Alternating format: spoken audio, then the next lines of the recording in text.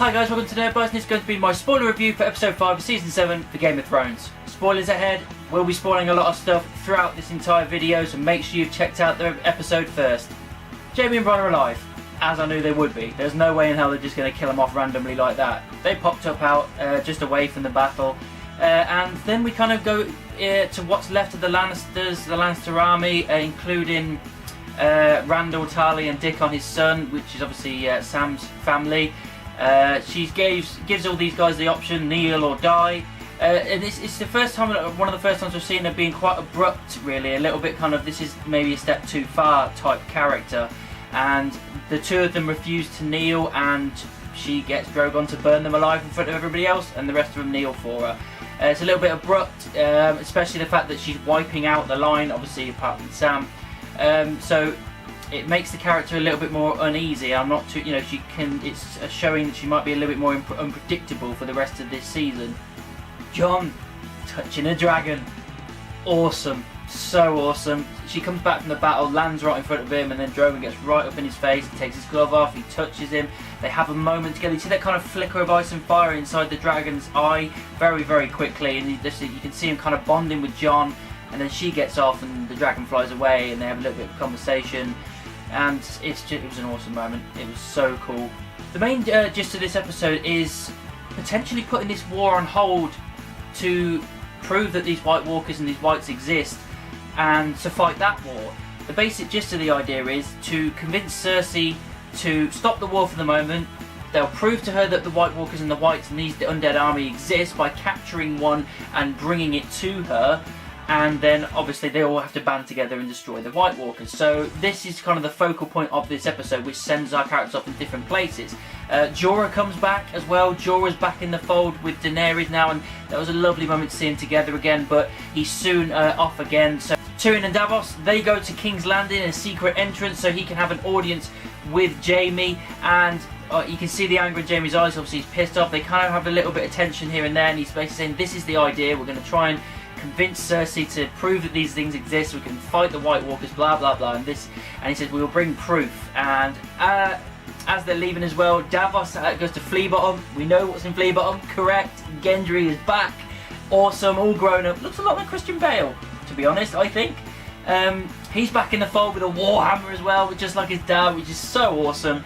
And he comes with them, kills these two guards as well. That was an awesome moment as well. That was just really tense, the back and forth kind of thing, before he just goes, oh fuck it, and just kills the both of them. The three of them get away, get back to Dragonstone, and then the basic gist of it is some of the guys have to go beyond the wall to get a White, to bring it back and prove that these things exist to stop Cersei with this war. Cersei's pregnant, or is she? Because I'm not too sure. I reckon she could be a little bit of a plus. She's still saying kind of jabby things towards Jaime. She's really got to be careful there, because he's going to get pissed off and have enough eventually.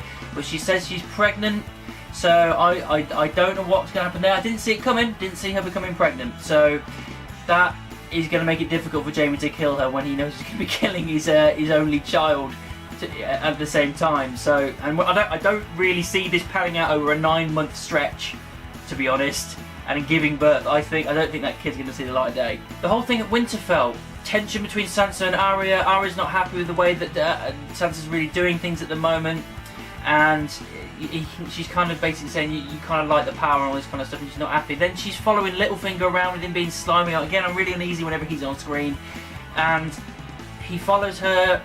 She follows him. He buggers off, and he goes into she goes into his chambers, looks all over the place, and finds this little scroll. I'm not too sure what's on it yet. We'll find out next episode. And as she leaves, you can see that Littlefinger kind of set it up, and basically what he seems like he's really trying to do is split these two up, and he seems to be doing it pretty well at the moment. I don't know how it's going to pan out, but oh god, he makes me so uneasy every single time. I'm worried that something bad's going to happen, where Arya's going to kill Sansa, or something along the line, or Littlefinger's going to get, up the upper hand and kill Arya, or get someone to kill her. It's just such a really tense at Winterfell at the moment, and it's making it uneasy. There is a theory going around as well with Littlefinger that potentially he could be a faceless person, whether it's Jack and Hagar or whether it's just another faceless person, I don't know. But it would bring him into the fold a bit more with the whole Arya thing, and giving him a bit more purpose, because outside of his little scheming things, we don't know much about him, we don't know what's going on with him, we don't know what he's intending as well. but having him as a faceless person this entire time, or part of the faceless clan even, would be a big twist for him, and it would really bring him into the fold with the Arya storyline. So I'd be fine with it. The one thing that I think was great was the little scenes that we had with Sam this week. It wasn't much. He was kind of talking to the other mates about the White Walkers and how they exist, blah blah blah. That was just a small thing, but it was when he was pissed off and sitting with Gilly, and they decide to eventually leave and take a load of scrolls and bugger off. So he's gone, he's leaving. But it's what she said, and he didn't pick up on it. I mean, why would he? The fact she was talking about Rhaegar, but she didn't say it right, and the fact that he got a divorce, so to speak, to legitimise with somebody else, and that right there is showing that he divorced someone so he could marry Lyanna, which makes Jon not a bastard. So that was such a great little nugget of information there that it was really just passed by very, very quickly, but they basically just winked at you and gone, he's not a bastard, he's legitimate, so he's now got a legitimate claim to the throne. So I don't know how Dany's going to take that news when she finds out. I don't know how he's going to take the news when he finds out, but that little bit of nugget of news is an incredible thing. So Jon, Sir Davos, Jorah and Gendry, they all head off, and then they go to the wall with Tormund as well, and the Brotherhood and the Hound. So they're all locked up in the Castle Black, and he basically just says we're all on the same page because we're all breathing. Unlocks them, they all go out in their winter gear and head out to get a white, and it's just such an awesome thing seeing these guys all team up together. It's awesome. Overall guys, episode 5, still another great episode. I don't think we've had a bad one in the bunch this season yet, and I really enjoyed it. Great character building in this, couple of shocking moments, couple of things I didn't expect, and yeah, roll on the next episode. So that's what I thought of episode 5 of season 7 of Game of Thrones. What did you think about it? Let me know down in the comments or send me an email. You can also find me in the various social media, Facebook, Twitter, Instagram, and moviepilot.com. Just type in Nerd Bites anywhere and I'm sure you'll find me. And don't forget to like, subscribe and share my videos. And of course, keep it nerdy.